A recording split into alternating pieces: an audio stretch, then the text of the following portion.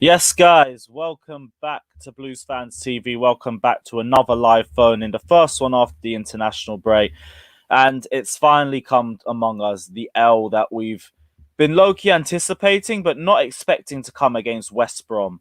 Like, I remember I said going into this game that there was a potential banana slip here because it was Sam Allardyce going away to a big six side, and no one at West Brom had to go on international duty, whereas most of our team was coming back from international duty. And it showed in the lineup as well. No Kai Havertz, no Mason Mount, no Andreas Christensen, no Rudiger. Four of our best players since Thomas Tuchel's come into the squad all had to be rotated because they played the majority of the international break. And that impacted our performance. Like, obviously, I'm not going to sit here and use that as an excuse for losing 5-2 at home to West Brom.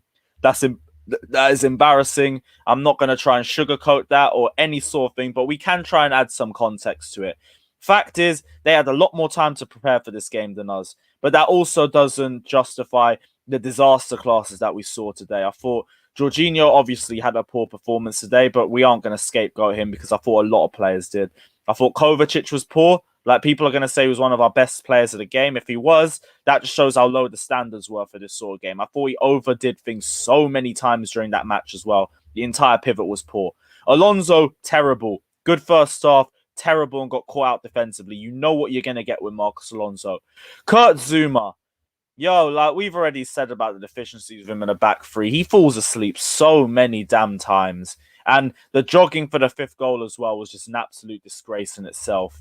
Alonso, Werner as well, that the touch at times disappointing, just massively disappointing. But he's stuck in a rut right now and he ain't ever getting out of it. So we have to just grit our teeth and bear with it at this point. And we didn't even have really the amount of opportunities to rotate where we wanted. We could have tried to keep one or two of the players that played the majority of the international break in the squad, but hindsight is 2020. I understand why Tuchel did what he did, but same way I also understand why it cost us in this game. We had Ziyech, we had James and Alonso playing.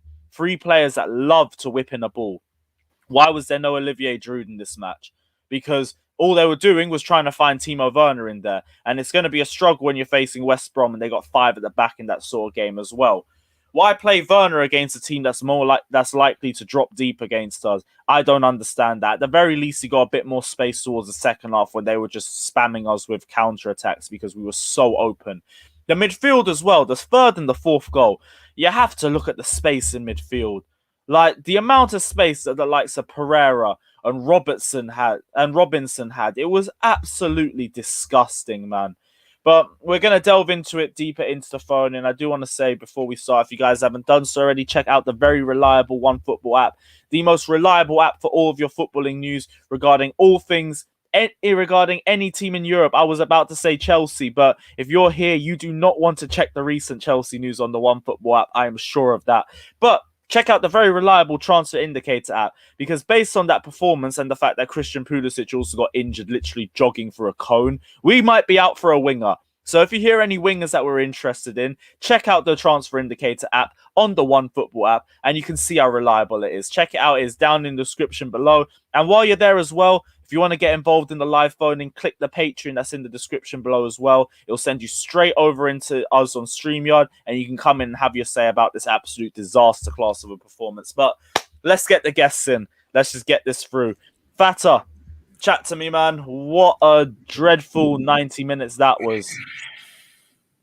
I can't lie. That was the worst performance Chelsea I've ever seen for a while, and the fact that it's been coming, like you said, it's a banana skin, like you said. Like, I never expected it was this bad.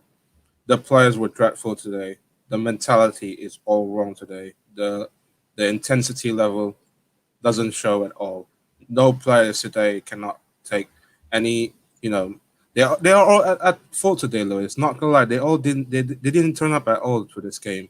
And the fact that what's the most jarring thing is that West Brom had a 3 weeks period to prepare for this game. We only had 2 days. And I don't know, man. I don't know where to start. Like, tactically, like you said, game management wise, everything gone wrong. Everything gone wrong.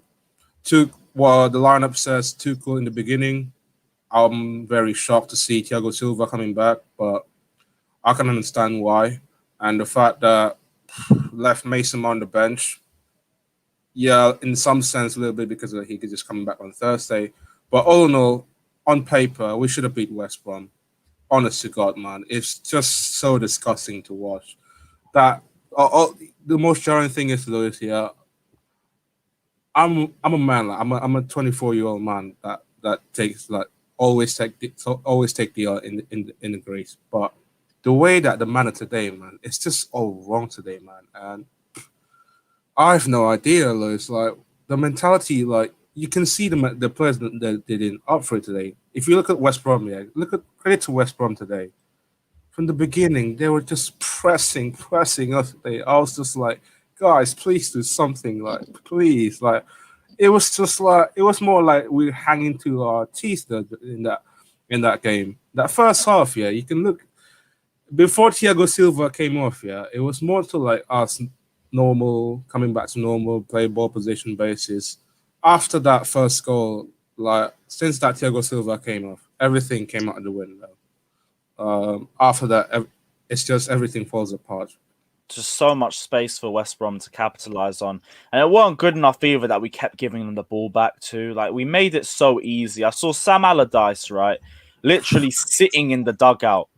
This man couldn't have been less asked about this game. Man. And do you want to know why? Because we gave it to him on a silver platter.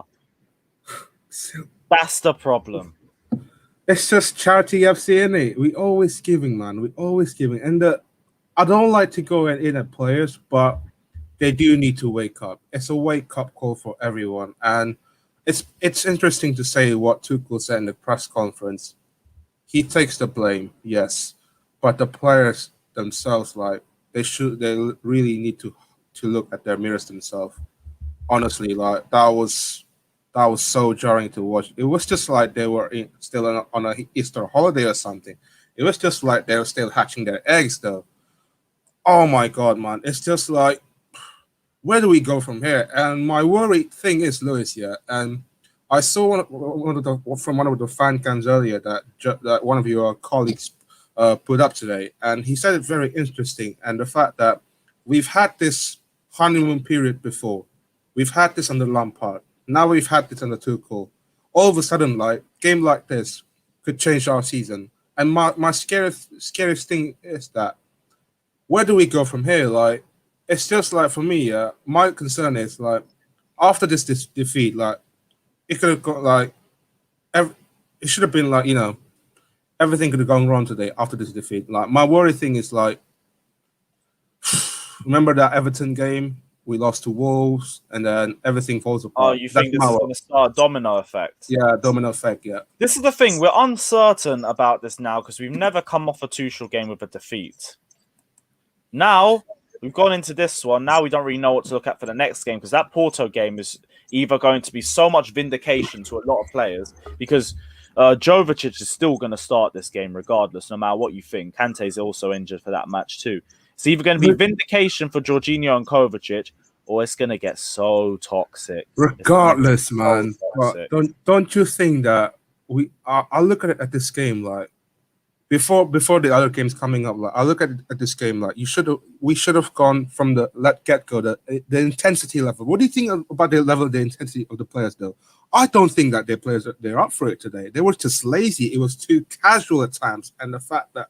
Flipping West Brom, bro. It's just West Brom. They were like 10 points ahead, like 10 points above the survival.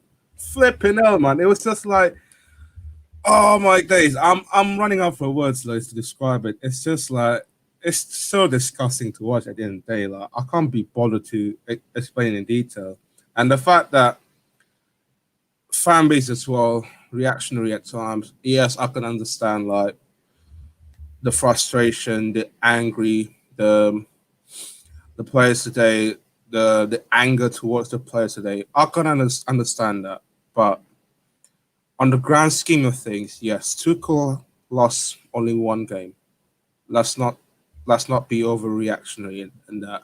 And the fact that this one game could define our season, I understand that. We could be 6th by Monday. Yes, we do understand that, but I just think it's another wake-up call, kick up in their ass. And it's interesting again what Tuchel put up again. Normally, like we get a day off after today's performance, but when today's after today's performance, I like what he said. No day off tomorrow.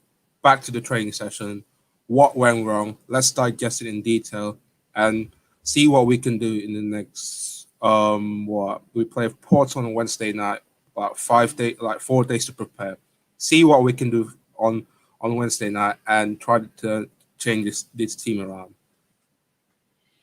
Yeah, what changes do you want to see for the next game? Because one thing we are going to see is Christian Pulisic ain't playing this match because he's pulled up his hamstring again. Have you seen it? He's tweaking his hamstring, I've heard. Bro, like, I'm really patient. Really patient. But the man jogged over one cone and then pulled up. It's like, really? Because this is the second time it's happened as well. We had the Burnley game where he got injured in training with that match too. And this one's like, really? Again? What's your thoughts, man? Domino effect, Lewis, like you said, domino effects. I'm scared of that, honestly. Like, changes wise, yeah. I have no idea what changes could have made though. Defensively, Thiago Silva gonna come back. Let's be honest. Like for me, Thiago Silva shouldn't start this game as well. I think it's just like you said. You said it earlier. Like we want him to get the feeling of the game. Christensen for me should have started today. AC High again, man. I can't fault at ACR for the goals today because I think the goals were absolutely disgusting to watch. Like that's the thing as well. Side. You know how many people have messaged me saying, "Oh, where's your AC penitentiary?" Drop me an Andreas Christensen mistake. I'd really like to see it, but you know what? I won't see anything. The reason why we lost, I'll throw Asby in there as well. Asby didn't do anything wrong in this game either. The problem was the left-hand side of the defense and the midfield. That's where the problem was today. Christensen and Asby were just collateral damage. Astaghfirullah. It feels like left-hand side today, like people slaying Marcos Alonso, get rid of him, get rid of that. But again, man, Tuchel's starting to see what Marcos Alonso's problem lying at. Left-hand side, he looked exposed so many times. When we done the 10-man, it was just like everything went out the window. It was just like the old Marcos Alonso coming back again. And I don't know, like it feels like we're digging in his own grave again, Lewis. It feels like we're stuck in this bit with Ben Chilwell and Alonso and that. And the fact that again you put it earlier, like what changes that you want? Like we need a proper DM. Let's be honest, Lewis. Like you said earlier, Kante is not a proper DM. He's not a proper DM. For example, against Man City. Like, you've had argument with bare multiples of people about Kante. He's not a proper DM, let's be honest. Like, we need to get a proper solid bastard in that midfield. Yep. Attacking-wise, I don't have a problem with that. I just think, again, like, people are going at Werner. It's disgusting. Please, people, just stop. I'm getting on my head and nerves about Timo Werner's this. He had an average game, let's be honest. Like, give him the credit for that assist to Mason, man. But all in all, it's a team performance all around. It's a team-based fault. Like, what changes here? Like, proper DM, I would say. We need proper DM in the summer. And as well, we need to strengthen our back line. I just think, like, Zuma again. You can see the problem Zuma lying at, though. I just think, again, we're going to have this argument whether Zuma is good enough for Chelsea. Like, everything that had problems today, we need to rectify that in the next few days or so before against Porto, because for me, I'm not gonna lie, I'm really scared. What are we gonna do against Porto? We shouldn't be underestimate Porto. Let's be honest. Even though they're one of the arguably like top teams in the Portuguese league, but they are not a pushover. So we have to be look at Porto a lot. Though. Yeah, and with that, any other final thoughts, bro? Do you know what, man? Like, my final thought is the mentality. I'm worried about the mentality in this team as well. The level and the intensity. Like we spoke about this, repeating it again multiple times. You cannot drop the level of the intensity and the mentality at this level. Especially we got like almost like 2 months away before the league ends, and from this now onwards, every game is a final. I don't want players like take one game at a time as a like it's too casual. I don't want that. We want it really bad. Like people said, we want the top four. If you want to get top four, you have to grind out results. You have to grind. You have to try hard, not to be a casual. And from this onward, man, every game is a final. So, and lastly, I would say like I just want to go have some barbecue. That's all. And yeah, you enjoy your barbecue, man. That's already making me hungry just thinking about it. Yeah, yo, honestly, thanks for jumping on, man. You take care of yourself. Anyway, have a good Easter holiday, man. Have a good Easter holiday. Yeah, we will try. Yeah. We will try. Take care, Fathur, man. Love. Bless. All right, again, guys, if you do want to get involved, the Patreon is down in the description below. And while you're there, check out the very reliable and beautiful OneFootball app right in the description below. We'll get our next guest on. Zion, man, what are you saying to me, bro? What a dreadful, dreadful 45 minutes that was. What are you saying, Lewis? I've never been so frustrated watching a game. Let's be real. I've never been this frustrated watching a game. From minute one, we didn't deserve the win. I'm just going to be honest with you. I just don't think we deserved the win. We got exactly what was coming to us. This whole undefeated, not losing games, winning against the big sides, it just came to an end today. And you know what? I'm not surprised about it, but I'm so frustrated of every player on that pitch today. Every player was shocking. The midfield, don't even get me started on the midfield. The midfield was a joke. The defense was a joke. I understand the changes that he's made because of Southgate being a complete idiot of playing Mason Mount, even when he picked up an injury in the England squad and then still playing him the full 90 minutes against Poland. Pisses me off really much. This is what I hate about the one thing I hate about the international breaks is that you can't control the boneheaded nature of half of these international managers, and that's half the reason why there's such a gulf in class between club managers and international managers. Because you know the real ones and you know the fucking frauds, and the frauds aren't the one trusted with a team every week. That's the biggest difference. But yeah, go off. Sorry, man. You said don't worry about it. But like I said, you saw half the players. They just weren't up for it. Half of them were tired.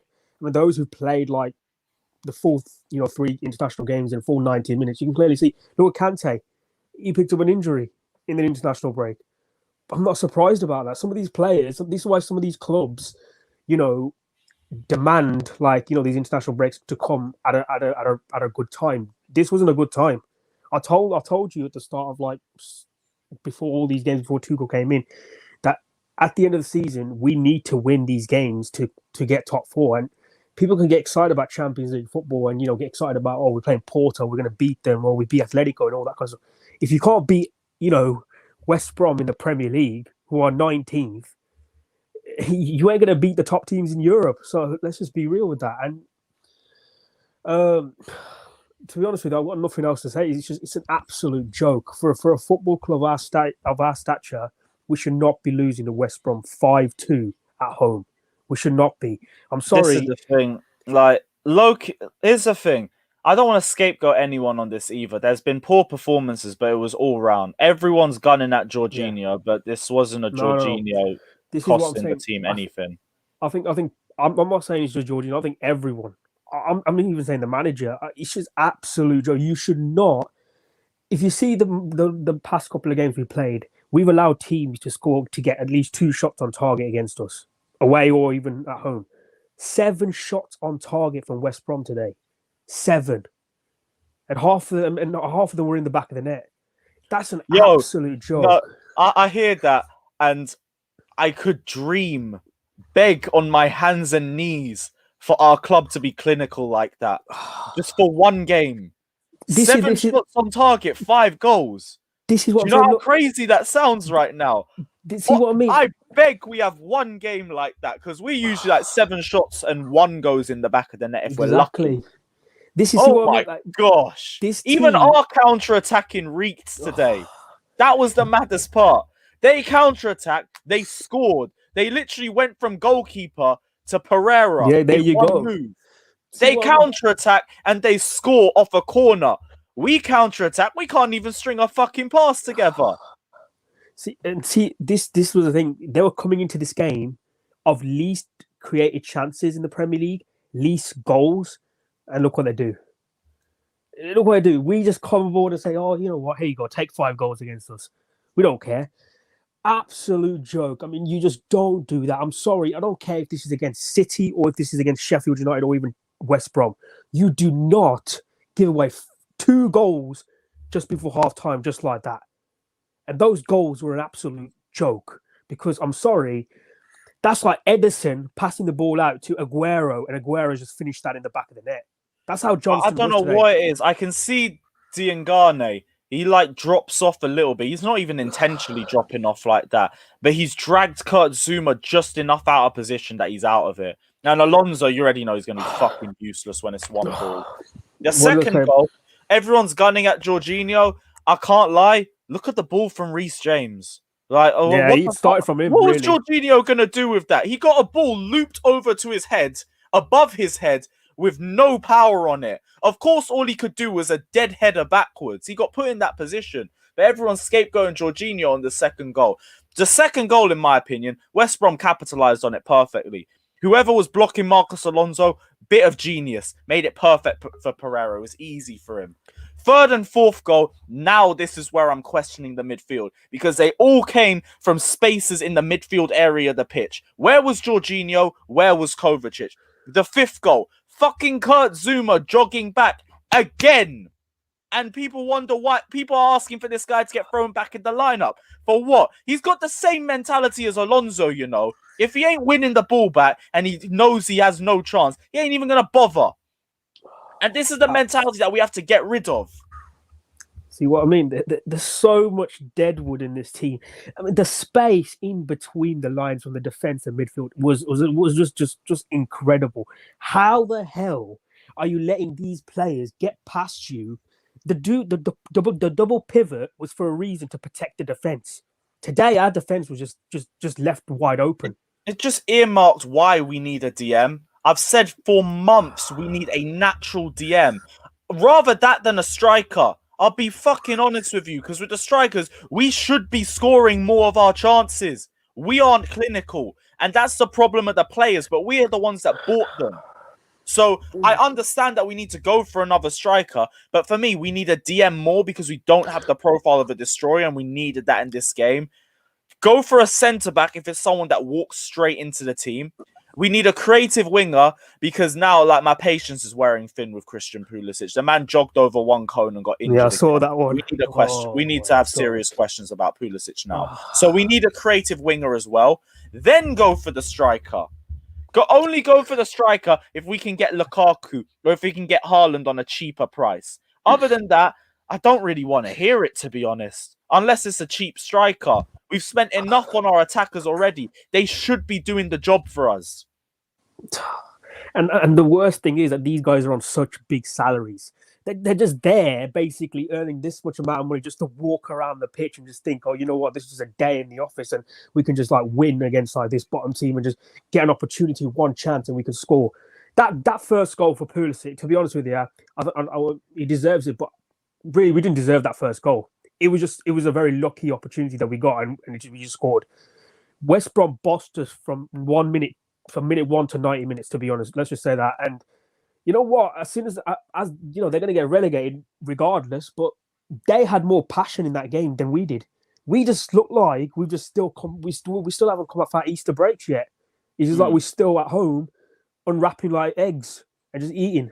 Because I mean, this is what I was saying. This is what I think some United fans have been saying as well, that they would rather prioritize on a centre back and a CDM than a striker. Because if you think about it, defense and that CDM, that's what's going to, win you some games as well. I know strikers will definitely finish off, and score goals. I know that, we've spent a lot of money on our attackers, and, it's incredible that we spent that much amount of money and they still haven't performed. But like I said, all these new attackers that we brought, I'm going to give them at least one more season to see how they react. But I'm sorry, I already said as well, I think we need a world-class centre-back because Thiago Silva will only be there for 1 more year. We need someone to be that can just walk in the team right away.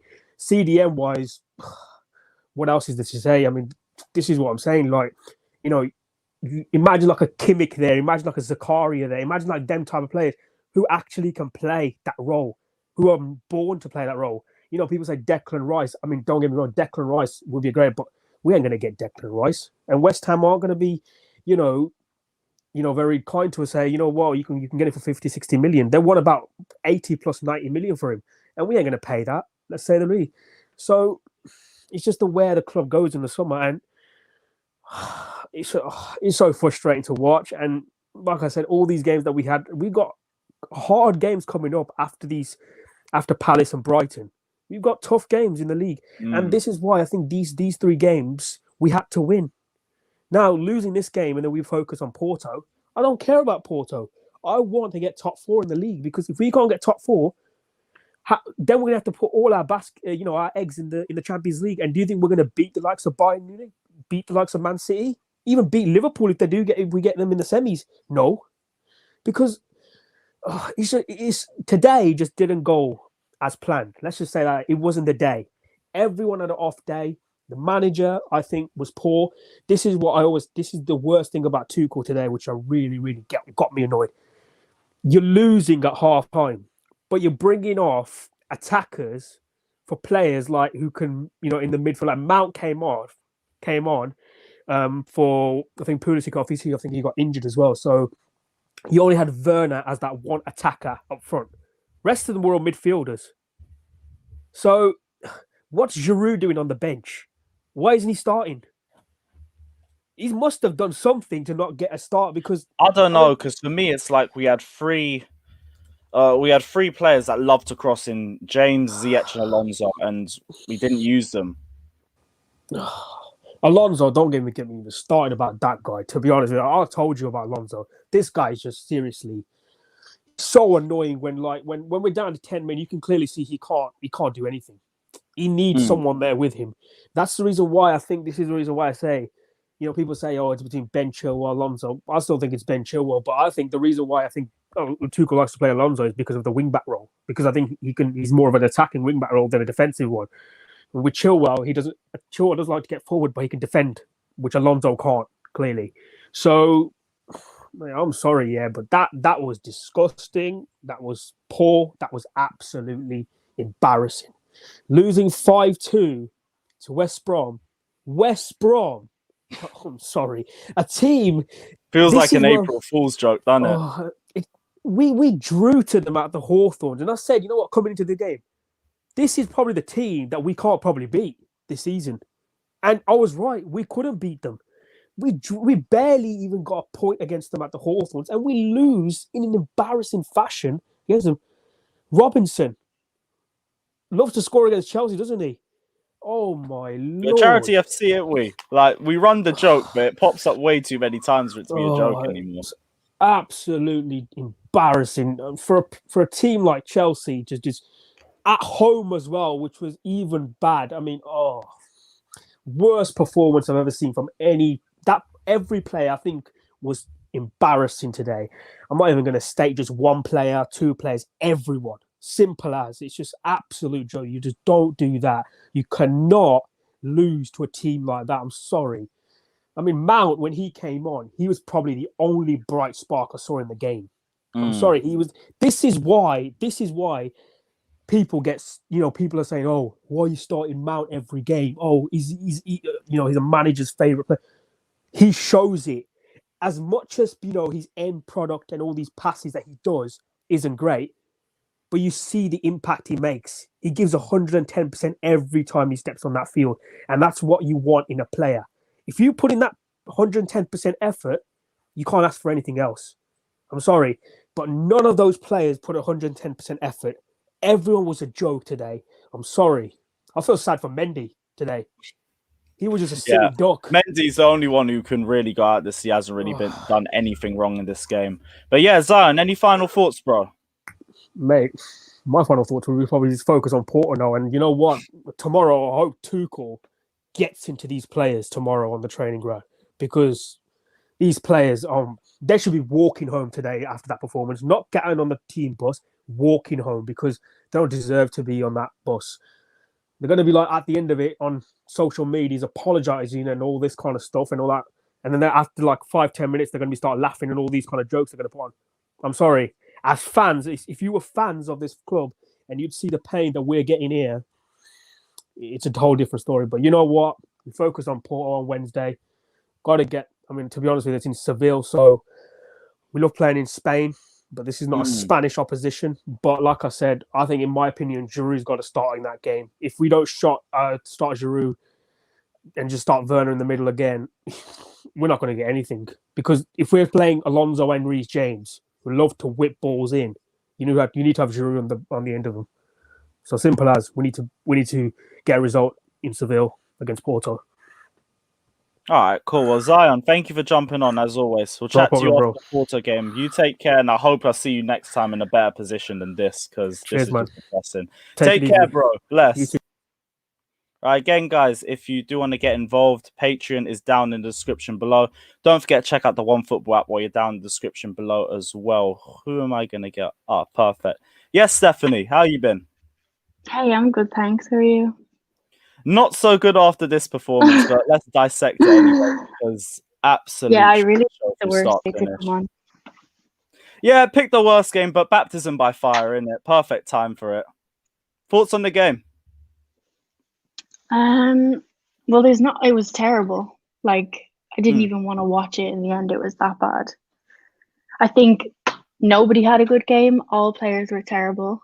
I know, obviously, I'm gonna say it. Jorginho was absolutely terrible today. I know that hurt you to say it as well, but honestly, it really hurt. Like, we gotta call it how we see it. Yeah, he had a bad game. I don't think Kovacic was amazing either. The two of them together were completely off. Well, because everyone's saying he's one of the best players in the squad today. I really didn't think he was, and if he is, it's a standards thing because everyone was bad. I think like the second half, definitely going forward, Kovacic was better. But yeah, there was a couple of good forward passes in there. Yeah, like he was trying. He definitely was trying in the second half to make something happen. Yeah, like second half, I'll give you that on the performance side, but I still thought he overdid things way too much. And I understand in the case of things because nobody expected to be 4-2 down to West Brom and then 5-2 down to West Brom. Everyone's going to be overthinking things. But that's also why I just want to be more realistic in my criticisms. Yeah, I think a lot of it has to do with Thiago Silva returning, to be honest. Well, it was too early. No, nothing to do with him personally. But I think losing someone like Thiago, who's, so good on the ball or whatever, we had to adapt the way we play. So I think with him coming back, it's like the way we were playing and our passes of the balls between the defense and the midfield was completely off. Like Jorginho, obviously, he looked lost. He didn't even know what he was supposed to be doing. I think he was literally terrible. What was your thoughts on Jorginho's performance and why he was this bad? Because nobody expected this sort of performance from him. I don't want to make excuses. Of course. I don't want to make excuses, but obviously you have to take into account that he has been out since Leeds. That was the last game he played. So he was injured. How long was that ago? Was that 3 weeks? 3 weeks. All right, cool. Yeah, you have to take that into account. He hasn't played a game in 3 weeks, so I think you're going to be sloppy after that anyways. But I don't know, it was like he just couldn't get into it, and obviously him and Kovacic were both off. The defense wasn't good. I don't know, just wasn't his day today. Obviously people are going to blame him for, I don't think the second goal was even his fault. I think Reece James gave him a terrible ball. Yeah, but people want to blame. I feel like people are going to want to blame him for that. And the first yellow card, I think, was his fault. But the second one, shouldn't have even been a yellow card, in my opinion. No, it was like he blocked the shot, and then he fell as well while he was doing it, and then that got made to look like it was another tackle. It just didn't make any sense to me. And the second goal, you're right, we already spoke about this. Reece James gives him the most awkward ball possible. It's looping over his head and there's no power on it, so he can barely get any power off on his header instead. But people are blaming on him for the second goal as well. And I don't agree with that. I agree more on the third and fourth goals because they both come from the midfield area. And it's just, there's so much space in that area of the pitch for the West Brom players when they unleashed a shot. And I'm thinking, where's the midfield in this? But that's why I say both of them were off today. Yeah, like I was criticising Tuchel because I thought he should have took Jorginho off. But obviously now it's come out that Pulisic was injured. So. And that's another question mark in itself because I'm all for giving Christian Pulisic time. To an extent, I still back it as well, but this is the second time where it's just been basic training and he's pulled up again with another injury. And it's like, how long are we going to have to wait on this? It's becoming really frustrating. No, I agree. I don't understand how can you get injured going from the tunnel to the pitch, just jogging onto the pitch? Like, he gets injured so easily. And he was actually looking good as well today. Like, a bit more fresh than usual. I thought he was our best attacker before he came off, of course. Yeah. And Ziyech, I don't know how I feel about Ziyech's performance.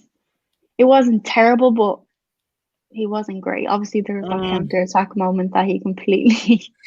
That's the one thing everyone's thinking when they see Ziyech. But for me, he had one good ball, and like that was about it for the 30 minutes. And of course, he's going to be fuming when he comes off in 30 minutes because he's going to look like he's being scapegoated for it. But same way, he didn't really do anything to justify staying on the pitch in that time. And we've already said, with Ziyech's age, he doesn't get time. He has to provide an instant impact, and he just hasn't really been doing that.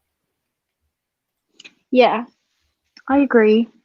I don't know. Like, I think Porto's going to be a big test because obviously Kante is injured, so Jorginho has to play. Like, he's not going to play Gilmore against Porto.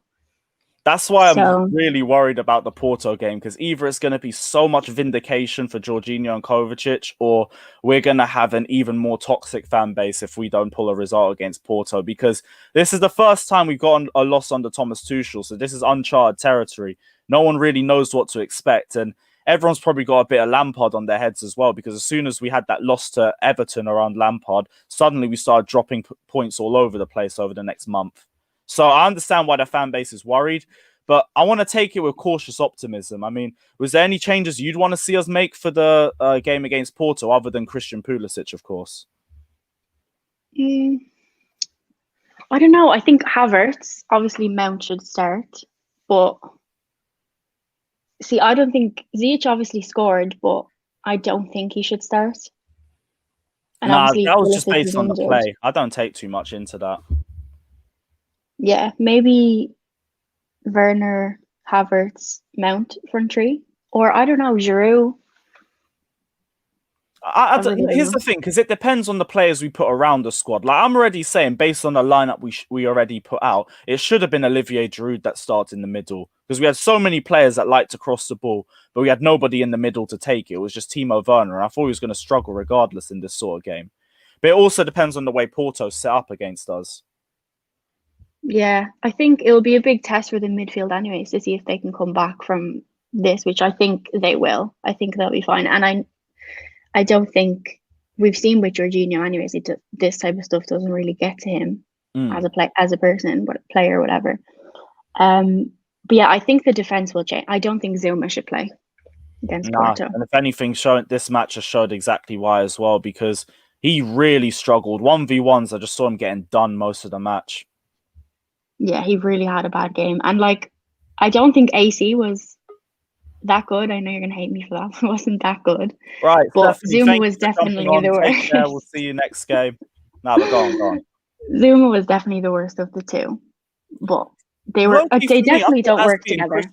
I thought Asby and Christensen both together weren't really that bad, especially compared to players they had around them. I thought they were just collateral damage today. I thought the left-hand side didn't cover them. I thought the midfield didn't really offer any support either. Granted, it probably makes them look bad in general because we've shipped 5 goals to West Brom, but I didn't really see any big errors off either of them in this game. Yeah, I don't think Christensen did anything terrible, but I just don't think him and Zuma work together. Okay. Yeah, you know what? I can understand that. That makes more sense to me as well. For me, that's also more on Kurt Zuma, because we already know the biggest question is, can he do it in the back three? And granted, we've seen in the Atletico Madrid match, but you take a look at the passing ranges in that game. Most of what Zuma did was just pass backwards for it. And I don't mind that for playing safe. We're 1-0 up on aggregate already, but that still raises question marks to me. Yeah, but I think this is one of those games that proved that we can't just only always play a back three. Yeah, Like, but I didn't we think we needed were a going back to do four. that anyway. I thought that was going to be the sake only for this season, but not next season. Yeah, but for a game like this as well, like the way we set up, it was like we literally set up to fail. I don't know, Rudiger. I know internationals has really screwed us over as well because obviously That's Rudiger, it. Havertz, and Mount have played so many games; they had to be rested. That's the thing, because I get the formation. I also kind of get the lineup as well with the amount of rotations we had to make, but it also means it wasn't the right lineup for this sort of game. We just got forced into this sort of move. Yeah, I'm not surprised that he dropped those players because I think Mount, Havertz, and Rudiger both played 3 games each. Yeah, everyone who got dropped played the majority of the international break. That's why I understand it. With hindsight, it's like, okay, maybe we could have played 1 or 2 of them, but I'm not going to criticize Tuchel based on hindsight. He made the decision based on what was there. I understand it enough to go through it. But with that in mind as well, does that also mean, do we take this result as a wake-up call, or is it something actually worrying? Because with that in mind, with the players that we've had rested, it's not really too much to take out of it. The only problem was that the midfield and the left-hand side, the defense was just poor. I don't know. A lot of people are saying that this is like what happened with Lampard and we're going through a good patch and now it's over. I don't think it's like that. I think it's a wake-up call for Tuchel and for our players. But I do think we can come back from this, definitely. Okay, cool. Any final thoughts, Stephanie? No, that's it. Just hopefully we do better on Wednesday. Yeah, hopefully we do. I hope to see you on Wednesday as well. Hopefully we're in a better mood than we are today. Yeah, thanks for having me on anyway. Yeah, anytime. You already know. Take care of yourself, Steph. Have a good day. Bye. Bless. All right, again, guys, if you don't want to get involved, Patreon is down in the description below. Sign up and you'll be able to get yourself on and have your say as well. We're going to get our next guest on. VKO, what are you telling me? All right, mate. Don't even know where to start, to be honest. I'm better, but I also have been better. Well, main sticking points would be just the passing back in general, sideways. You know, I always find that we try to overplay out the back way too much. That makes sense. Because if you see the second yellow card for Thiago Silva, that was actually mainly from Zuma, just a bit of a mispass there. So I think we try it too much, especially with a centre back like Zuma that can't even really pass out the back well. Yeah, but again, it's the same thing we spoke about before, where we're talking about victim of circumstance. Like, we wouldn't have played that as our strongest lineup or the lineup most suited to that game, but we were kind of forced to at the international break. Yeah, no, hindsight is actually a brilliant thing because, like, if we did win the game, we'd all be praising Tuchel for his, like, man management style, you know, just resting players and stuff. And just hearing you about half an hour ago saying Pulisic got injured, I think that's just ridiculous, to be honest. Like, this whole time I've been backing him, waiting for waiting for that kind of period where he doesn't get injured, like, every week.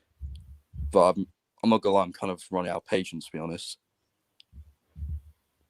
So, running out of patience in terms of what? No, just in terms of the injury. Well, the Pulisic injury. Yeah, I understand that. I'm at the same thing where it's like, I really want to back Pulisic. I know he's a baller, but all of these injuries, it's so repetitive. And it's more repetitive to Pulisic than it is to anybody else. But it's still so repetitive, especially with how much we are trying to rely on Christian Pulisic. We can't do it. Well, Kante in a way as well. That just kind of pissed me off a bit with the way Deschamps kind of plays him unnecessarily. I don't know who they play. They played against some some really weak team. It wasn't really necessary, especially with the squad depth they have. Yeah, are you worried for that sort of game? Are you? For which game? The Porto match.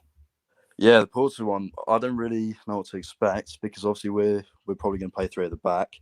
Porto play 3 at the back. They have Malang Sarr there as well.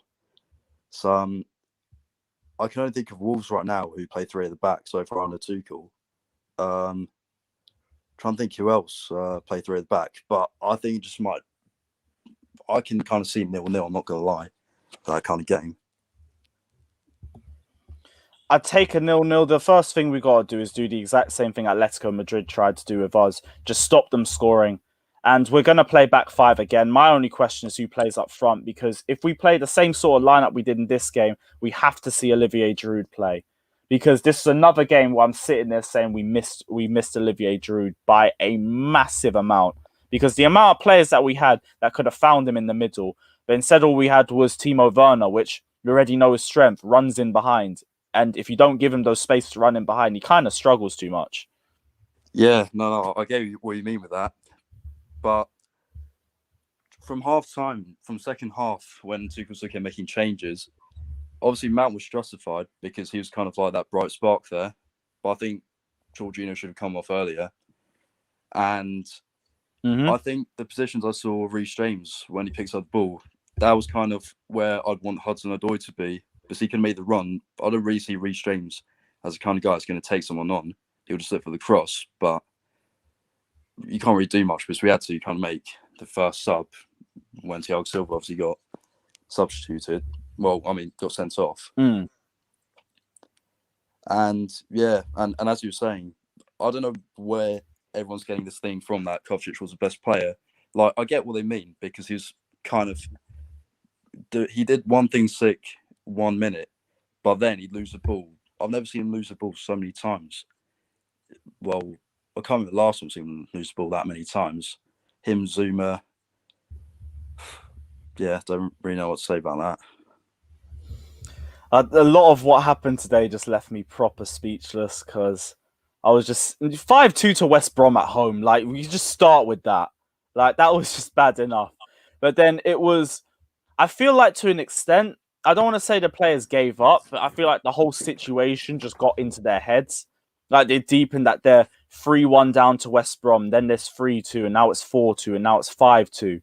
But I see that getting into their heads, and that's part of the reason why we continue to churn in goals when we really should have been able to stabilize the ship at least. But it's the rotations. It was way too much rotations for this sort of game. That's why, and I don't blame Tuchel for it. I understand why. But that's also the reason why we lost today. No, but you know what? To be fair, I'm trying to think. Is this actually the worst performance? But I don't know if it's worse or, well, not really better than the Arsenal game. Because the Arsenal one we were atrocious. The 3-1 one. At least this one, I can say we kind of had a little bit of fight, like very small spark towards the end. But I mean, ultimately, it did kind of turn us on our heads. Conceding the 4th and 5th goal, I kind of lost interest towards the end. I kind of had to look at the highlights 3 times just to kind of remember the goals. And again, bringing back to my point, at first it was mainly Zuma's kind of, he just really can't play out the back. You just got to see the players, the personnel you're playing right now, and just understand sometimes you can't be overplaying out the back so many times. That's what I've seen in the past few games. Yes, actually, we do that a bit too much, but it depends on the delivery. You could do that most of the match if you can find the player, but there was times where we just held on to it for too long and we just allowed West Brom to figure out their plan against us for too much. Yeah, and there's another thing, but Timo Werner, I am still convinced he will come good because obviously we know his record in Bundesliga before we sign him. Well, that's the reason why we signed him, because he was scoring so many goals. But I just don't know how he's going to overcome the confidence thing. I think Tuchel's... I don't know how he's doing it, but I feel Tuchel can kind of ease him into that kind of goal-scoring form. But do you see the way he was in that position to score the second goal, but he kind of hesitated and then just squared it to Mount when he could have scored? That's just one sticky point with me. I mean, I'm not complaining because Mount got me 6 points on my fantasy football team anyway. So small positives, isn't it? Yeah. And another positive, first 2 minutes were decent. Everything else, well, obviously shambolic. Yeah. Absolutely shambolic. But we move on to Porto, I guess. Any final thoughts, bro? Well, just go wait and see for Porto, right? Because under Lampard, it was the Everton game that was kind of the point where everything turned to shit. But I think because we've got a more experienced manager, hopefully he can kind of give them a kick up the arse a bit. Obviously, Lampard only had kind of one way to deal with it. He just, it was always pass to the full backs when we're losing, arms folded. At least Tuchel seems a bit more animated, so at least that's kind of positive. I think Tuchel can kind of turn it around, but the only annoying thing is I was kind of banking on this game, the Leeds game before, and future games for us to bag as many points as we can, because I've seen the fixture and we have a pretty hard fixture list towards the end, towards the very last game of the season. We have like Leicester, West Ham. So yeah, hopefully Tuchel actually has, with his experience, he can kind of navigate us through this period at least. I don't think it should be as bad as Lampard one. All right, cool. Well, thank you for jumping on, man. We'll chat to you after the next game as well. Again, Sweet. Hopefully it's after a W, because this one's just been dreadful, but we move. Yeah, Take cheers, care, mate. man. Thank you for jumping on Take care, anyway. mate. Bless. Cheers. I'll get the next guest on as well. Yes, Andy, what are you saying, man? What's up? You good? Yeah, better. Not good. Better. I can't lie, I'm still a bit annoyed. Yeah, I don't blame you. I really don't blame you for that sort of performance. We're all fuming out of it. We're trying to figure out how we even got to a position where we've lost this game. But chat to me. What's your thoughts? 1-0 up as well and end up losing 5-2 to West Brom. Like, there's nothing you can say about that. That's just awful. Yeah, and you know what the worst part is? This is the sort of one where we will get better and forget this, and rival fans won't let us. Yeah, I feel like it's only like Tuchel's shown enough that he knows what he's doing. I feel like this just like one bump in the road. I think we'll go back to our winning ways soon. Like against Porto, we're going to bounce back and win, I think. I hope, because if we don't, this is only going to get more toxic. Oh my God, I'm not ready if we do lose. If we lose, we'll be here till 4 a.m. We're going to do another group call. Oh my gosh. Yeah, please. I think we get it done. But talk to me anyway about who do you think let us down in general? Because there's a lot of players to talk about, and we're not going to scapegoat one or two. We can just go through the entire team in general. But where did we let ourselves down? It's pretty obvious. As much as I hate to say it, as much as I love Thiago Silva, obviously his red card really changed the game. Yeah. Thiago Silva red card, but that wasn't even really his fault. Yeah, the second yellow, it's actually a disgrace. Like, your man, Furlong, was that his name, the one that made the tackle on Werner inside the penalty box? He did the exact same tackle. Wasn't even a foul. Yeah, I think so. I don't recall the name. Yeah, I think that was the name. But he literally did the exact same tackle. That late tackle, missed the ball, and VAR didn't even check it. So if that's a free, how come we didn't get the penalty in our situation? This is the thing. We can talk about the referees all we want, and they're a factor in it too, but all the refs in England stink. They all stink. Especially, I swear, I think this is the same ref that didn't give the red card on Pickford when he took out Van Dijk against Everton. He was on VAR, I'm pretty sure. David Cooper. Yeah, you want to talk about VAR? Cool. This was also the same ref that didn't give the Lo Celso red card last season against us. Oh, he's actually the same one in the VAR office. But it's referees, we're not going to blame on the referee, but referees stink anyway. They always stink. Every single one of them, every English ref. I can see why they're never officiating the bloody Champions League and Europa League games. Bro, we sent Anthony Taylor to the European games. If that's not telling you about the standard of refereeing in England, I don't know what to tell you. The same ref to send bloody Kovacic off in the FA Cup final for Xhaka standing on Kovacic. Oh my God. Bro, trust me, it was terrible. Talk to me about the Jovicic pivot as well. Obviously, we know it wasn't the best game for them, but they should be able to bounce back off this. I think they will. First half of the season, do you remember how much slander the pair of them were getting together in the 4-2-3-1? No one ever wanted to see Jovicic again, and look where we are now. Yeah, this was the one game where they were awful. I can admit that. As much as I loved them, but they were both awful. Kovacic had his moments where he tried picking with the ball and driving from the halfway line. But other than that, Jorginho was obviously terrible because he gave the ball away for Thiago Silva's first yellow card, which is sloppy. That wasn't like him at all. But in general, I think it was just one bad game. I feel like no one should slander them because, they're both world class. They've both shown how good they are together. They know what they're doing. Hopefully they just bounce back on Wednesday. Hopefully we do. What lineup would you like to see for the next game, and what changes would you want to see made? I don't know. I think the defense obviously has to change after that. I don't want to be the guy, but I think Azpilicueta should get a rest. I don't want to say it, but I know he's the captain now, but I don't know. I feel like he should try something like bring Christensen, Rudiger, and like Zuma. Maybe put Zuma in the middle. Was he in the middle today? You know what? Maybe we could have him in the middle because it worked against Atletico Madrid. Yeah, I feel like similar. Yeah, for similar sort of performance, I back that. I feel like he's not suited for an outside centre back because he doesn't have the composure and calmness on the ball. But I feel like in the middle, he's just big and strong. He'll win all those aerial duels. I think that's where, like, if he's playing in the back three, I think that's where he needs to be. Okay, so we're going Zuma in the middle, Christensen on the left. On the right. And I think Rudiger's always on the left. So maybe... Yeah, Rudiger's got to come back into this lineup as well. Fair enough. Midfield obviously speaks for itself. And Kante's still injured, isn't he? Yeah, Kante's out. So obviously stick with Jorginho and Kovacic.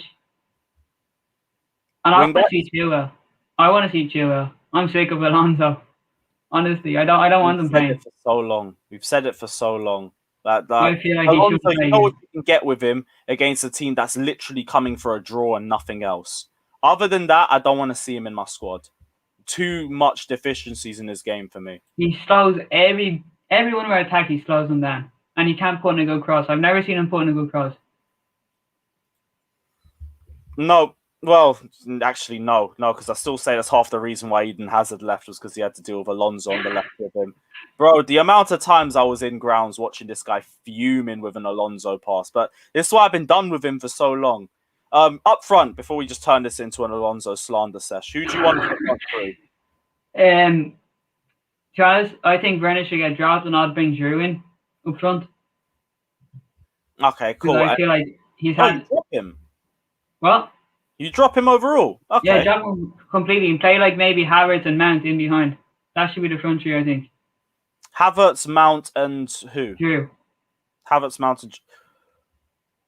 and... I feel if you do that, you've got Havertz and Drew occupying the same spaces. That's the only thing that worries me about them two together.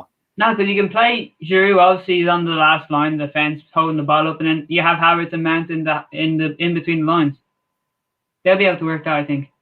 In a deeper role, maybe, but there's always questions about whether Havertz and Mount can play well together. And I feel like Giroud and Havertz as well just raises too many questions. But if it was to happen, I'd back it only because I want to see how it actually work out in the space. Yeah, I'd like to see how it happens because thinking about it, you do see Giroud coming deep a lot, to be fair. So I don't know, but I just can't see like what Werner's doing at the moment. I can't see him hitting the back of the net anytime soon.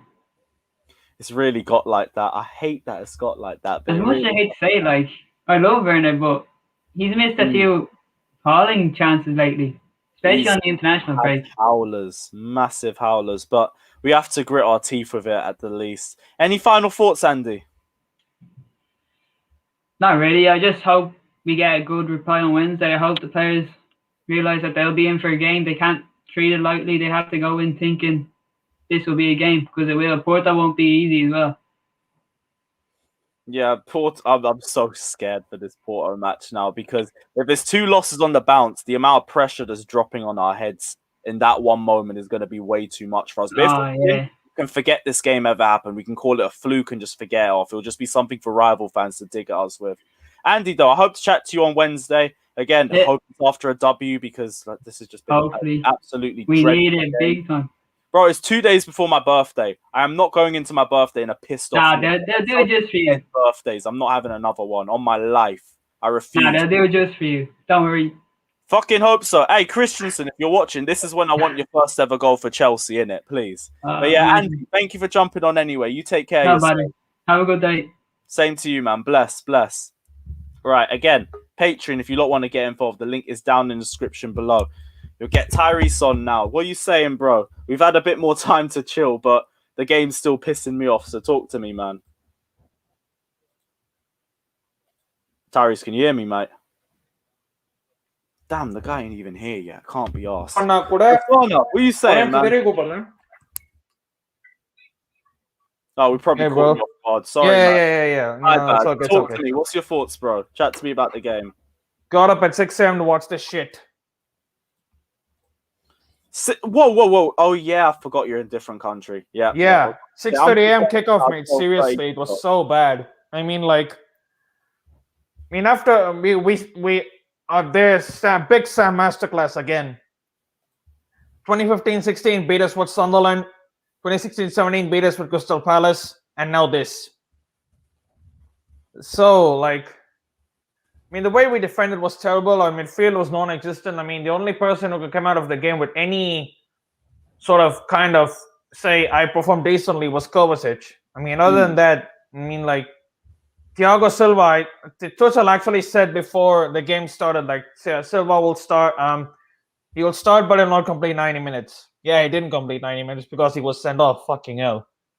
And I was actually disappointed to see ZX come off because I think he was hooked up after 30 minutes. And that was very unfortunate because if he had played more, he may have created a better impact as well because we had nothing going forward. And West Brom had a game plan, sit back and hit us on the counter. And our defense was exposed totally. Zuma was terrible. Alonso, oh my God, defensively, that guy, the amount of times he got caught for pace. I think you were speaking to Andy about how many times you watched him in the stadium getting caught out either for pace or putting a shit ball for Eden Hazard. It's hard for me watching here. I can't even imagine your situation, paying your money and watching in the stadium that shit. Alonso, Oh, yeah, you just made me think about that from a different perspective. Imagine I was actually there live for that and I had to wake up for that shit. Obviously, exactly. I had to wake up early for this one anyway, but actually waking up and having to get out the house for that, nah. I can't even drink after that because I wouldn't have eaten anything before. Exactly. And again, after our league's draw, we hoped everyone would draw points, and everyone did. And we ended up gaining a point because we drew. This time as well, we hope for everyone to literally do the same because I don't know, man. Just hope Man City beat Leicester. Who else is it? Liverpool, if they win, they go 2 points behind us. And Newcastle, hopefully, they do a favor on us. And again, Wolves on West Ham. Again, we have to hit button on everyone. Why can't we do the simple things? We had the best opportunity. West Brom, they're not going to be easy. No disrespect. We had the best opportunity to get 3 points today because other team, Tottenham, they have Newcastle away. Away is always tough. West Ham have Wolves away. Wolves away is hard. And Leicester have Man City at home. We could probably say we had the easiest of the lot, but we screwed it up big time. And 5-2 at home to West Brom. I don't even know, man. And imagine this to me happening on a Saturday morning. It's fucked up my weekend already. Jeez. We can only... and there's this thing with the early kickoffs as well. I can't even... every time I've got up early and seen a game, we haven't won. That's the thing. You need to start skipping these early kickoffs because this might just be you. I'll be real. Bro, I can't stop watching, though. You can say... If you miss the next 12:30 kickoff and we win... then you might have to keep it going. Yeah. I'm not even sure when the next 12:30 kickoff. Anyway, I just mean miss the early kickoffs. Because that might be for our benefit, the way things are going. Yeah, you try to miss them, but you can't just help them because you're a fan. You're invested in the club. And you're fortunate enough. You've been to many games. I'm not that. I'm not gone to games because I'm not in England. I was in India before. I was waking up at ridiculous times to see. Even here, I'm seeing every single game possibly when it's not coinciding with work. So it's hard not to see the games because you can't help but not seeing it, though. That's the thing. And yeah, man, just hope we go on to Porto. Hopefully we beat Porto. That's the only way we can. It's the thing is, right? Thing is reactions to defeats. Lampard, we lost to Everton, and then we won on the shit when we lost to Wolves, we lost to Arsenal, and then we lost to Leicester, then we lost to Man City. and things were going downhill. Hopefully that doesn't happen with Tuchel. I hope so, but do you have any reason to be worried about that? Because, to be honest, I don't. And it's also because we haven't been in this situation yet. But things have been... Yeah, this is our first shit defensive performance in a very long time. So, first L. let alone L, first shit defensive performance. We haven't conceded 4+ goals in a Premier League game since 2011, when we lost 5-3 to them so-called red team in London, when a certain man Percy scored a hat-trick. Yeah, man. Before I go, I would like to say our thoughts and prayers go out to Claude and his family. We have lost an excellent soul in Claude. We all know how great a fan he was. He spoke his mind. So rest in peace, Claude. Our thoughts are all with you and your family. And yeah, man, we move on to Porto, and hopefully we win or at least get an away goal there. Like, I think I would take even a 1-1, or I would take even like a 1-1 there, because an away goal, albeit we're not playing at home, we're playing both games at Seville.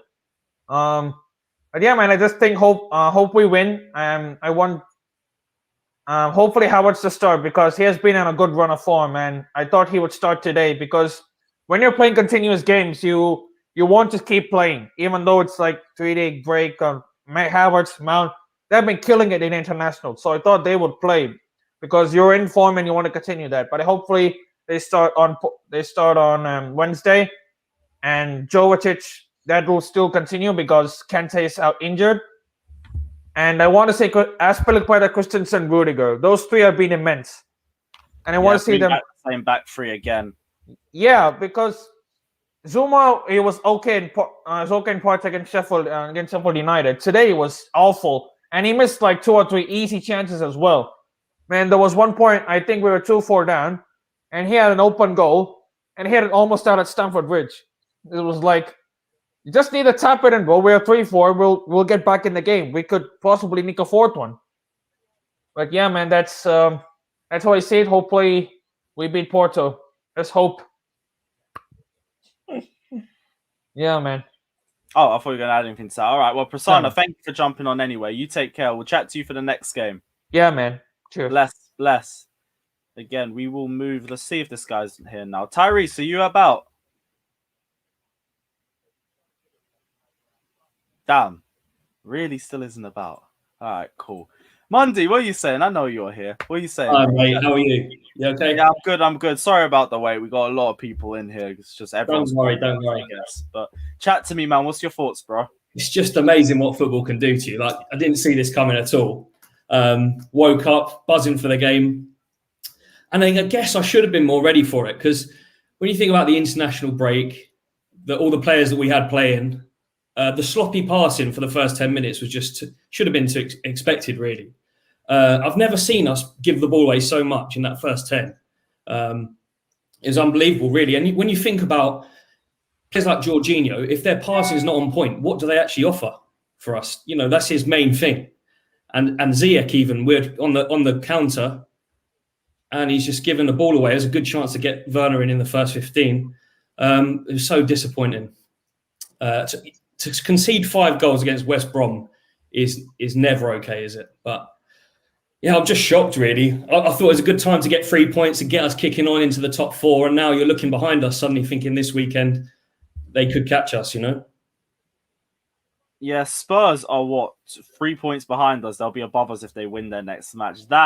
Because we know how big of a mess Spurs have been this season. And they could potentially be above us in the table. That's going to ask more questions about ourselves as well. But we have to focus on our task at hand. Oh, no, I just realised if Manchester United beat Brighton, second is probably done. Yeah. We've got to... Damn it, man. Realistic. But also, it's not a time to panic, you know. Football fans, we can get really, impulsive and reactive.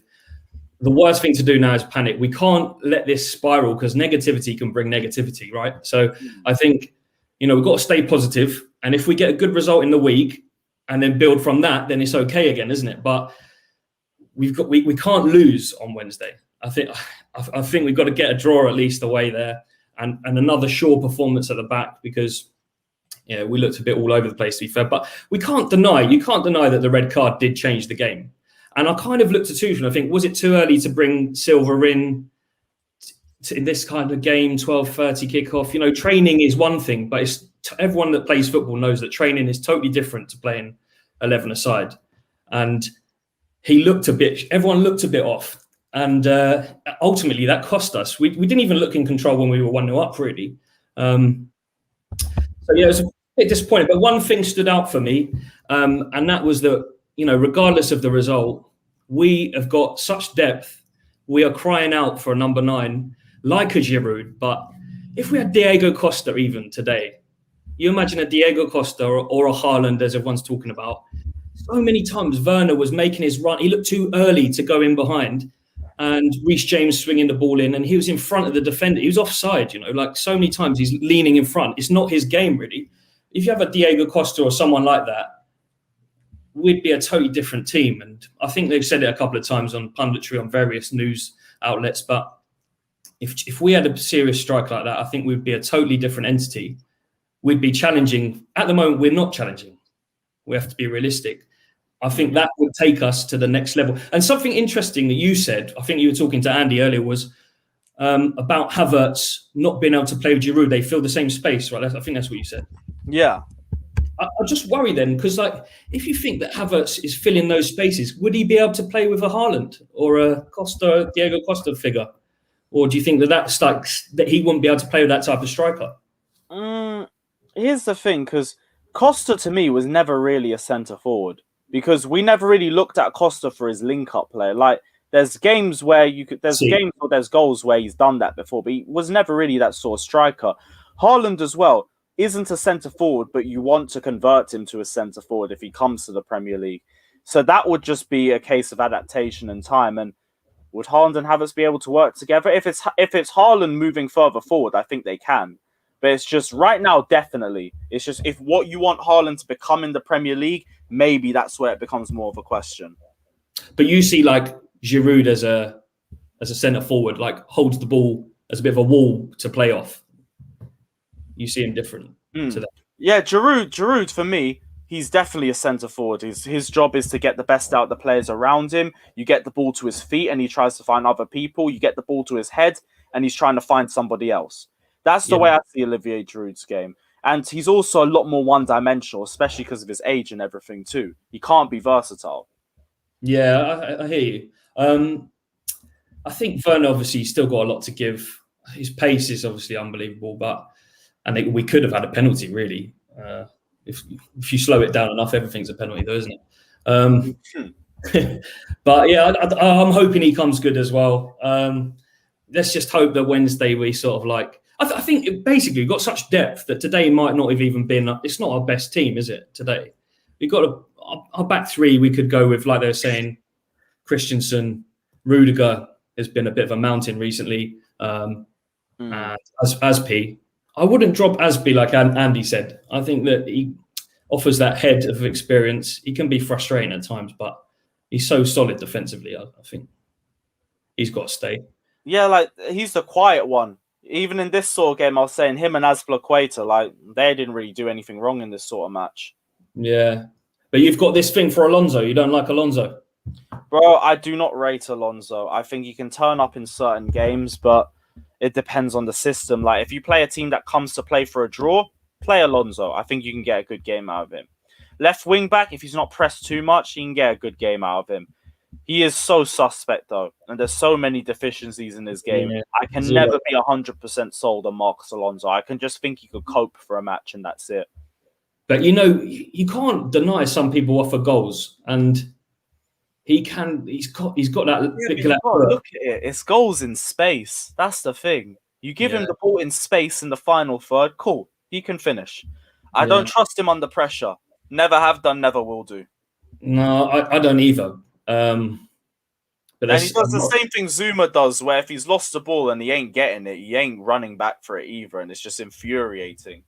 Definitely, as a football fan, all you want to see is like maximum effort, really. And if you don't see that as well, that's frustrating. 100%. Of course, I'm gonna sing his name at games. When I'm at the ground, 90 minutes, I'll drop the agenda like that because I want the team to win. Don't mean I don't rate him. It doesn't mean I do rate him. Like, we've had Bakayoko in games. I've still chanted his name, and he's the worst Absolutely. player I've seen in the Chelsea shirt. Yeah, I've chanted his name as well. And actually, when you think about it, at the stadium, all you can do as a football fan is try and G your team on by singing loud. And if that's not going to... No one wants to be around somebody overly negative at the wrong time. Not Nobody at the ground. wants Not that. at the ground. This is the Exactly. space for that. This is the space for that. In But yeah, the ground, that's where you drop all the agendas. You just back the team for 90 minutes. Whether you like the team that's playing or not, you got to back them. I 100% agree with you on that one. But anyway, thanks for letting me have my little say. Oh, of course, man. Thanks for hopping on. It has got me a bit down, and it does sort of take a hold of your weekend. You've got to try and not let it do that. But Trust me, man. But let's hope the Porto game gives us a better mood. Thanks for hopping on anyway, Mundy. You No take problem. care of yourself. Yeah, top man. All right, cheers. Bye-bye. Bless. Right, yeah, I think you said you need a lunch break, so we'll get you on. Yes, Nipple, what are you saying? What's up? Yeah, you good, man? Can you hear me? Wait, speak? Lewis, I can't hear you. Can you hear me? Lewis, I can't hear you. That's on your side, bro. I can hear you fine. Can you hear me? Yes, I can hear you.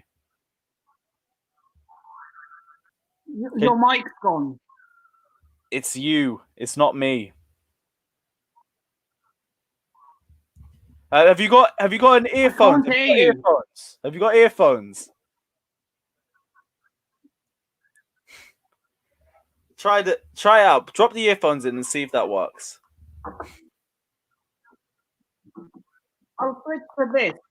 Yeah, switch to that. We'll see you in a sec. Safe, Nippon. Right, we'll get next guest on. Quraan, what are you saying, man? Hey, Lewis, how are you doing, man? Thanks for getting me on. It's my first time coming on. I'm from Baptism by Minnesota. fire, man. Oh, that is a shame. Go for it, man. Talk to me. Oh, man. First of all, I mean, rest in peace, Claude. He was one of a kind of a fan, and I think he epitomized every football fan out there. 1-0 City already. Oh, my gosh. May his soul rest in peace, and I wish strength to his family in these difficult times. That was a very bad performance, man. I mean, not something I wanted to get up to see at 6:30 a.m. in the morning.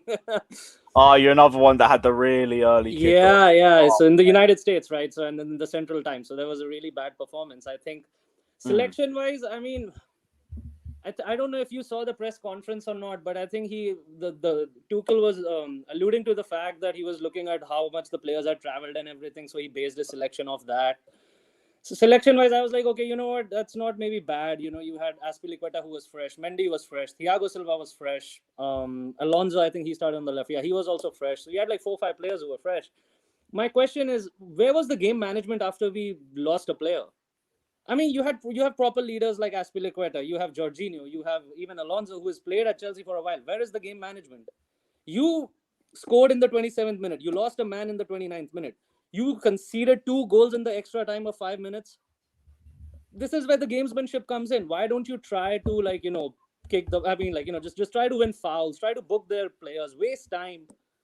I mean, this is where gamesmanship and game management comes in, and I'm honestly disappointed with that. And at the same time, I'm pretty sure the coach and these players would be knowing how to play when you're a man down. You can't just get overwhelmed like this. Against West Brom, against Dinosaur Allardyce, come on, man. You've seen this as well. The worst part is we made them look good. The amount of times I saw them pushing forward on us because we had so much space and we made it so easy for them too.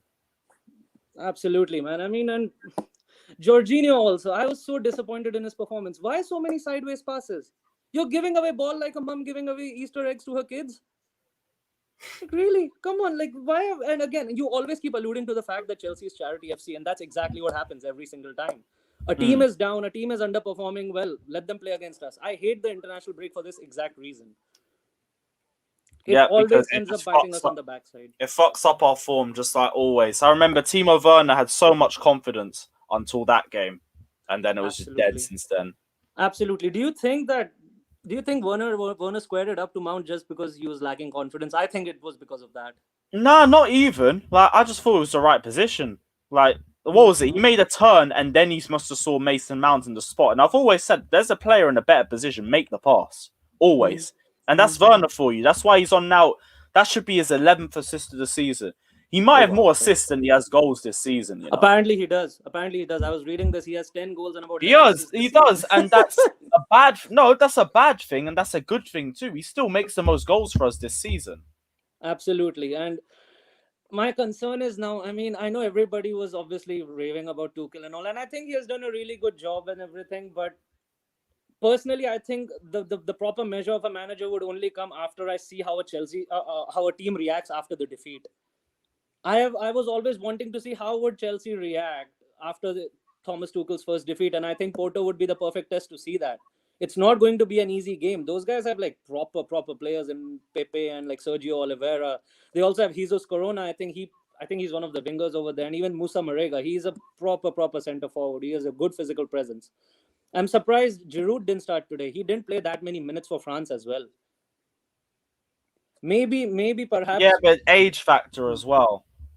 Yes, but do you think like against such physical defenders of West Brom, don't you think, and especially when you have Pulisic and Ziyech playing, who are always crossing the ball in along with Reece James, don't you think it would have been better to have a stronger aerial presence with Giroud, and maybe he could have held the ball off and also help link up play with both Pulisic and Ziyech? I kind of agree. But what lineup would you like to see for the next game anyway? Man, that's a tough question, man. With the Mundy obviously to start. With the back three, I would want to start Rudiger, Christensen, and Azpilicueta. I have been a very big critic of Christensen, and I've always heard you like rave about him, and I was never usually agreed with you because I was like, nah, man, like I don't like Christensen. He always felt like Bambi on ice. He felt soft, but he has really toughened up, and he has started really putting in really good performances since Tuchel has come in. So big up to him for that. In the midfield, man, Jorginho was really bad today. Kovacic obviously to start. Kante, I know, is injured. I don't know. Do you think Gilmour should be given a chance to start this game? Nah, if Gilmour was to play any game, it should have been this one. But hindsight's 2020. So yeah. All right, then, yeah, I mean, Jorginho, but then I would want to see Reece James and Chilwell start on the flanks. And, like on the wing-back positions, obviously. On the front three, maybe start with Giroud. I think he'll be more fresh for this game. And Havertz and perhaps Mount with the front three. Yeah. What would be your starting lineup? Back three, the same one that beat Atletico. The first leg, Christensen, Rudiger, Azpi. We'll go Reece James and at the wing with Ben Chilwell. And I want Callum Hudson-Odoi. Kai Havertz in the middle. Timo Werner on the left. So false nine. yeah, I want that. Yeah, that would also be good. Pretty dynamic front three. Do you think, I mean, at the same time, like, you know, the same thing happened with Lampard. We had one bad game and just things started falling apart. Now, I believe it's easy to fall into the same traps of thinking everything will happen continuously like that. I don't think so. I don't either, and that's primarily because Tuchel is way more experienced, and hopefully the players I think it's more on the players to react to this than anything else. I mean, you already took down one manager. Now, I don't know, man. I just hope this is not the beginning of some bad results. I am optimistic, but let's see. I'll just take a draw at Porto for now. Good thing is we are playing in Sevilla, so it seems that Chelsea seem to perform really well when we play in Spain. This season so far, results have gone in our favor. Hope for the best, man. That's all I have to say. Hope for the best, man. I hope to see you after the next game as well, Quraan. You take care. Thank you so much, man. Thank you so much for having me, man. Have a good evening. Anytime, man. Thanks for jumping on. Bless. Thanks, bro. Bye. Bless. Right, Nipple, let's give it another go. Chat to me. What are you saying? Yeah, I don't know what happened on my laptop. It just seemed to cut off. Yeah, I don't know why it was, but can you hear me now? Yeah, I can hear you now. All right, cool. Chat to me, Nipple. What's your thoughts on the game? Diabolical is all I'm going to say. We were absolutely horrendous. I don't want to hear anything about, it's the ref's fault, this, that, and the other. We were the masters of our own downfall. Yeah, masters of our own downfall. Red card kind of put us in a really sticky situation, but that was the game changer. That was the game changer. That was the We game did changer. this ourselves. Silva got sent off. We capitulated. It's as simple as that. Yep. And the game management, I think, from the players were poor as well. Like, we overcommitted to death. Yeah, and I also want to apologize for asking to come on so badly, because I'm not in my own clothes. I'm in my work gear, so Yeah, I'm it's on. fine. It's See, fine. that's Like, why don't I even asked to really come on check so the chat like desperately, that. because I'm on my lunch break and it finishes soon, which is why I was so It's fine. so It's fine. pushy Don't worry about today. I wouldn't usually be. Don't worry about it. I barely even check the private chat in general anyway, so it's fine. Talk to me, though. Okay. What were your thoughts on the second half capitulation by Chelsea? I've already said it. Diabolical. But we haven't really can't do gone that. into a lot of depth about it. Like, we know we feel bad about it, but what went wrong in terms of not just the midfield, player by player? What did you think went wrong? Lost all motivation. They probably got into that mentality. It's like, oh, we've lost the game anyway. There's no way to come back. So I think the players just gave up. That I wouldn't say gave up. For me, it was. I understand why you say gave up. For me, though, it was more they overthought everything because they didn't expect to go 2-1 down and then 3-1 down and then 4-2 down, 5-2 down. It was ridiculous. I'd be sitting there as a player just like, what the fuck? These lot are 10 points off the drop. And they're coming to our ground and they're 5-2 up against us. The place Only we've turned Chelsea. into a fortress again. Only Chelsea. Charity It can only FC happen to rears its us. ugly head again. Stamford buffet, all you can eat. What? You say Stamford That's buffet? I can't be arsed. what cannot we be are. arsed. That's what we have. That's what we've become today. Let's just hope it don't become anything for too long. What are your thoughts on the I Porto hope- game? If we play like that, we're getting knocked out. We are getting knocked out if we play like that.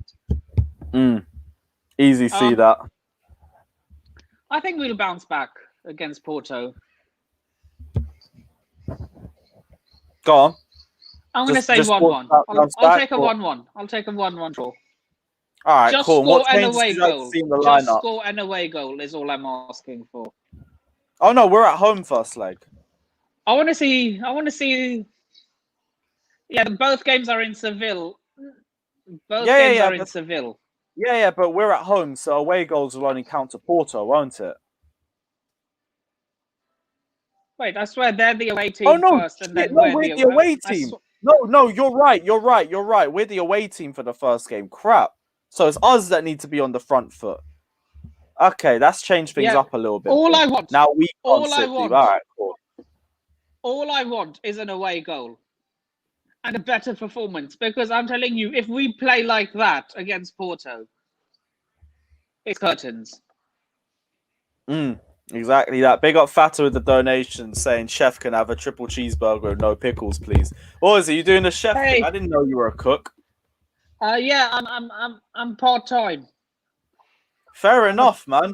Where's the restaurant? I might have to come visit sooner or later. In Hemel Hempstead. In Hemel Hempstead. Ah, okay, that's further than I thought. Okay, fair play. Maybe when we have a northern away day, I might back that. Maybe if you have an away day, we're just like about 15 minutes off the M1. And near any football grounds? Well, the nearest football stadium, well, the nearest major club, if Watford counts as one, is Watford. Yeah, and that's about 15 minutes away. That's long. And that's about 15 minutes away. Okay, maybe not then. Maybe double not. cheeseburger anytime. If I'm around the area, I definitely will. Any final thoughts, Nippon? Because I know you got your lunch break you gotta get back to. Yeah, Boxmoor Steakhouse if you're interested. You man already heard. I better see you lot fucking ordering some Uber Eats from his place. But chat to me. Any final thoughts? Just win the game again. We just need an away goal against Porto. That's all I'm asking for. And I want to see the Danish Maldini back in the lineup. Damn right. We will end it on that. Perfect, bro. Nippon, thanks for jumping on, And bro. no You take Zuma. care. And no Zuma. He can't work in a back three. Defo, man. Nippon, thank you for jumping on, man. You take care of yourself. Yeah, see you for the Porto game, man. Bless, bro. Bless. Right. Let's see. Is Tyrese here now? Yo, can you hear us? Ah, he just ain't here. You know what? I can't be bothered. Right. Ryan, what are you saying, man? Yo, we saying, bro? Bro, just tired. Tired. I'm not even angry, fam. I'm still deep in that we lost 5-2. Like, it's easier for me. Angry. I'm just tired. Past it all now. Yeah, you've been streaming from like 12, I understand, but it's easier for me to get angry at like the 2-1s and the 1-0s because I've seen it time and time again. But I don't know, it just feels weird, man. Like, I still can't believe we've lost 5-2 to West Brom. You get me? It's a bit mad. So I'm not even angry. I'm just confused, man. Like, I just don't get how we actually lost 5-2 to West Brom. I mean, some of the football they played, yeah. If it was Marcelo Bielsa or something, they had that team, I would have great. They had flipping Sam Allardyce. Like, it's mad, innit? But I think the first half, I felt like we were just very, very average. I think that was the only word I can find, average. Defensively, okay. And attackingly, just very, very average. I think Silva's red card changed everything. And then the 2 goals at half time. And then we had to go for it. And then we got picked off on the counter very good. And I think the one thing that separates this from other games which we've lost is how clinical West Brom were. Like, they had, I think, 6 or 7 good chances and they put 5 of them away. I mean, they were so clinical.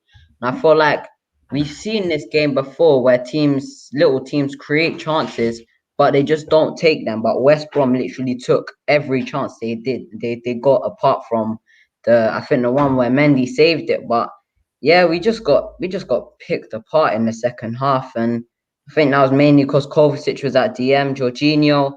It felt like we were playing with 10 men when we were defending, when we had Jorginho and Kovacic. You know what you're going to get with Kovacic at DM. It's beautiful when he's dribbling out of the pressure and everything. But when you need to defend, he just ain't there. You get me? So yes, that's really the story of it, man. Yeah, man. How do you think we turned things around for the next game against Porto? I suppose I said, right, let's repeat what you said about AC and the fan cam. Yo, what did you say about AC and the fan cam? Go on. Bro, I said, what did I even say? I said it was just average when he came on. He was a passenger, bro. I never said he was terrible or anything. I don't think he was as worse as. Right, so that is the end of the live phone-in. Big up everyone who's been involved. Like and subscribe. Go on, Ryan. No, I'm joking. I just think I don't blame you. Christensen came on and 5 goals got put in. But I'm saying already, find me an Andreas Christensen mistake in the match. I'd love to see it. I'd say the same thing for Aspie too. We gotta give him his props as well. But find me a mistake from either of them two, and then I'll keep quiet. I'll disappear on everything. Nah, the thing is, yeah, like I feel like he was just massively let down. Him and Aspie from the left-hand side. Like I feel like Alonso was playing as a left winger, and what's his name? And yeah, Zuma was just like terrible. And then Reece James was playing kind of as a winger. So Azpilicueta didn't get any help, so it made Christensen and Aspie look bad. But like, I don't think they were great, but I think the worst ones in the defense were definitely Zuma and Alonso. But I don't know, I just feel like Christensen was just there, innit? Like, I feel like he watched the goals went in, and it's kind of one of them ones where it's not his fault. It's not his fault, but he didn't help himself. None of them came off his side. They all came from. To be fair though, yeah. Nah, the first goal, Lewis, yeah. The first goal where it got put at the top. What's it called? I feel like the thing is, yeah, like the left middle. I see what you're saying. Shut up, fam. Coming in with like. Watch the ball, please. Watch the ball because you're gonna see it come in. Right, that is so close to Kurt Zuma, and he does nothing. That wasn't near Andreas Christensen enough for me. I'm gonna be real with you on that. Aspie is exempt from slander. Christensen is, and Mundy is for me. All 3 of them aren't really to blame for the position that we're in. Other than that, everybody can. To be fair, I don't know. I just feel like the structure in our defense and we just looked out of shape, and I can't put that on any player. Although Kazuma was bad, very bad. It was probably the second worst player on the pitch after Jorginho and what's his name, Alonso as well. Like defending, he was non-existent. Like look at the 5th goal, he wasn't even in the picture. But I don't know. I just felt like overall the structure of our defense just looked like it can get picked out very, very easily. So that's why I can't really pinpoint Christensen or Azpilicueta, and it's easier to get at Zuma because he had visual mistakes, and most of it came through the left-hand side. You get what I mean? So, like the thing I said about Christensen in the fan cam was, I just felt like I feel like he just watched the goals go in, and it wasn't his fault, but I can't really praise his name. You know, one of them ones. So it's one of those where it's like, I want to back the guy, but he conceded 5 goals. So it's like, yeah, it's one of them's in it. But I understand that. Like, I want to say Mendy had a good performance, but he conceded 5 goals. It's like, I can't either. I get it. This game is so fucking annoying, but I get it. Yeah, but yeah, that's the thing. Jorginho as well, I felt like he was a passenger in defense and so many misplaced passes as well. Like, and then Kovacic at DM, I just felt like when we put Kovacic at DM, now I think that was the icing on the cake for West Brom. Now it's just like the end of the story, you get me? Because Kovacic kept going up, and I feel like Kovacic was actually decent getting the ball and trying to progress the ball, but defensively, you know what you get with Kovacic. We saw it against Leicester when he played in the lone DM. He's just non-existent in the defense, and Mount had to cover him. I saw Mount coming back when he came back. Like when Mount played, I felt like he was trying as well. So that's the thing as well in it. But yeah, quickly on Porto as well.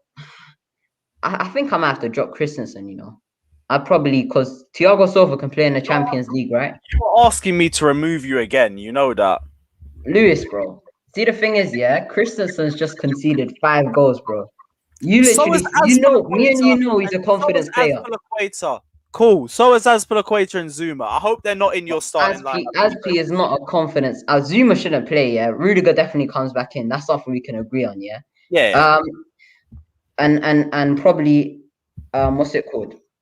I feel like Christensen is a confidence player. He's just conceded 5 goals to West Brom. Whether it was his fault or not, he conceded 5 goals to West Brom. That's it. Was it his fault?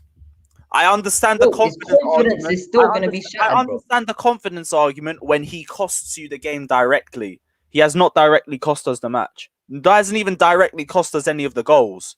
That's where it's a confidence thing for me. Like the Barca game, for example, pass to Messi. That is going to impact your confidence because you directly cost us the win in that match. Cost us the entire tie.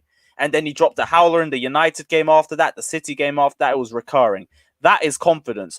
If you're in a team that concedes 5 goals, that's not on you. Unless you're directly responsible for something, it's not really on you, is it? I'm not saying it's on him, but I feel like, I don't know, I feel like Christensen, yeah? I just feel like Thiago Silva, yeah, we're not going to see him against Crystal Palace anyway. So I feel like Wednesday and then Saturday is going to be the game. So I feel like Silva and Christensen can play together. They can. Tuchel already said it.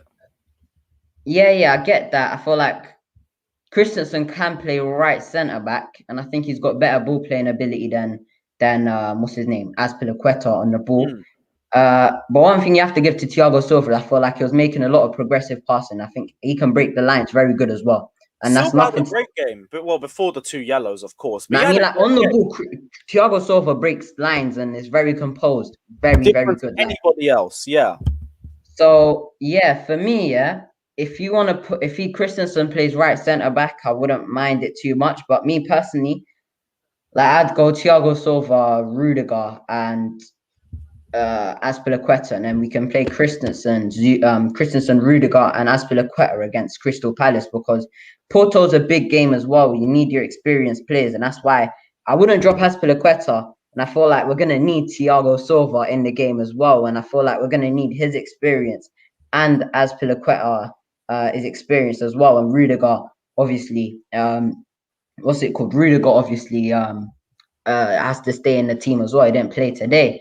But yeah, obviously, I see your AC prop Lewis all over the timeline and that. And as soon as Christensen came on and Thiago Silva came off, like, I knew it was going to be all over the timeline. So it's one of them where we're just going to have to agree to disagree. You get me? But if we're moving like further up the pitch, yeah, I'd say Reece James at right wing back.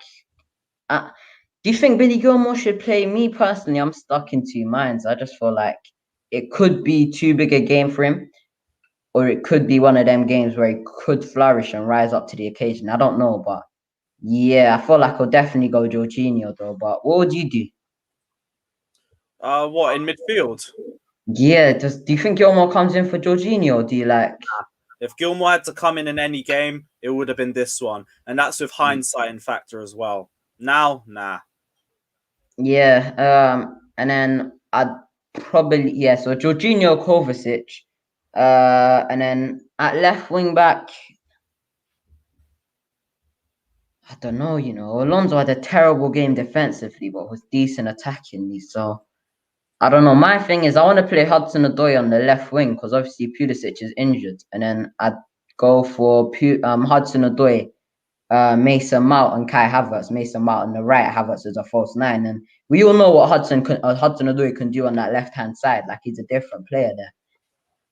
And I feel like if Hudson-Odoi is on the left-hand side, we might have to play Alonso again because I feel like Hudson-Odoi will stay wide on the left-hand side, and I feel like he can open up space for Alonso to run into, like the Everton game. So, yeah, I hear why people want Chilwell to start as well, but I'll probably go Alonso and then Hudson-Odoi, Havertz, and Mount up front. Like, Timo Werner, Timo Werner just nah. I feel like Porto will set up a low block, and I feel like Timo Werner, not for this game. I feel like Havertz will offer us creativity. Mason Mount will offer us creativity. Hudson-Odoi will definitely offer us creativity as well. And I feel like this is a game where I feel like I don't want us to cross into the box, which is why I don't really want Giroud as well. So yeah, I'd probably go Hudson-Odoi, Mount, Havertz. All right, cool. Ryan, thank you for jumping on anyway. Massively appreciated. Bro, everyone, if you want to check out his channel as well, Ryan Star's literally just a name. Check it out. And yeah, thanks for jumping on, bro. Much appreciated. Absolutely no problem. Take care, bro. Christensen as well. AC needs to be dropped. I'm out of here. Oh, so you're going to say that and leave? Look at this guy, dickhead. Had to say it and leave. Right, well, this is the end of a phone-in. And to be honest, at least it's been a fun end, I guess, because what a shit show of a day. I had to wake up at 11 for this. 11 sounds good. It's not good for me and my pattern. So I'm going to just leave it at that. But big up everyone who's been locked in. Smash the like and subscribe button. We are out. I need to lie down in the dark room for a few hours. Peace.